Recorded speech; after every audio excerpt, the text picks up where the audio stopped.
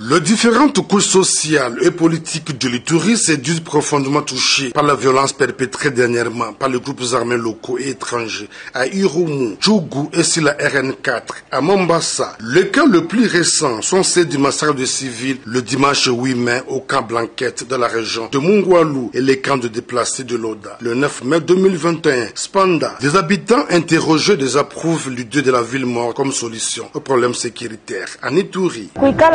Rester à la maison, ce n'est pas une solution. Même si nous restons à la maison, il y a toujours le problème, car nous vivons au taux du jour. Vendre en cours de route nous permet à nourrir nos enfants et les scolariser. Rester pendant 2 semaines sans rien faire, les enfants deviendront des enfants de la rue.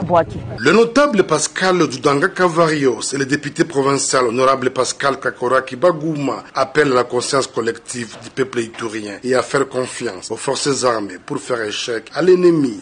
Que l'État congolais, à travers son Premier ministre, s'assigne en mettant assez de moyens pour l'Ituri et le Nord Kivu, afin que l'Ituri soit aussi en paix comme les autres provinces. Le message que nous allons lancer à la population de se désolidariser aux groupes armés, c'est-à-dire de ne pas apporter de soutien aux groupes armés, de ne pas leur fournir des informations, de ne pas les cacher et de ne pas les aider durant les opérations. Au vice-gouverneur de l'Ituri, le commissaire divisionnaire Alonga Boni Benjamin, agissant allié place de son titulaire à mission, d'inviter la population de l'Ituri à vaquer normalement à ses occupations. Tosala musala, ville morte ezali solution te. Ba oyo basi batanga, baza ba licencié, ba docteur, bozo ba ville morte bano bazana primaire, ba kene classe te.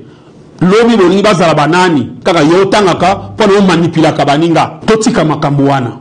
Une année après l'instauration de l'état de siège en Ituri, plusieurs avancées significatives en termes d'amélioration de la situation sécuritaire sont à relever. De nombreuses zones jadis en proie de l'insécurité causée par les groupes armés ont été pacifiées. 2 milliers de populations ont regagné leurs villages respectifs à Djougou, Irumu,